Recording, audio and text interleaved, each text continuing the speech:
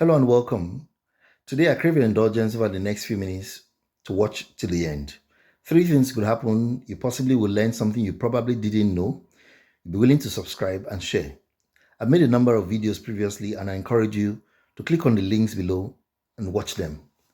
Now, I need to emphasize that these videos are not made to make you your own doctor, but simply to help you appreciate these conditions.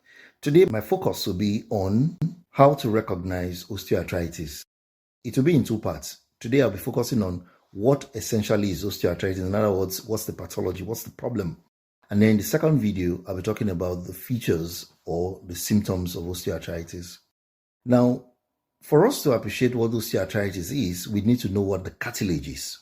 The cartilage is that substance in between two bones. In everyday parlance, we refer to it as biscuit bone. And so if you've eaten a piece of chicken before, you most likely have eaten biscuit bone before. Now, what does the cartilage do? A good way to illustrate this would be for you to assume you were driving in a brand new vehicle through a speed bump without slowing down. Now, when you pass through, you don't feel the impact. The reason being that the shock absorbers are still in good shape. However, if you were to do the same thing using an old vehicle, you will feel the impact because the shock absorbers, which is in quotes the equivalent of the cartilage, are either damaged or old. The same thing for the cartilage in the body. When it's still young, it's still able to, as it were, absorb a lot of the pressure. And so when we walk, we don't feel the pain.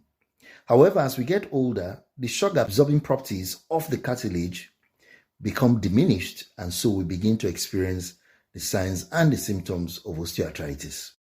Now, osteoarthritis can affect so many joints in the body. It could affect the neck, and we describe that as cervical spondylosis. When it affects the low back, we define that or describe it as lumbar spondylosis. It could affect the shoulders, the small joints of the hands, the hips, the knees, less likely the ankles, and then the big toes. Now, it's important to mention that the most common joints affected by osteoarthritis are 1. The knees, the neck, and the low back.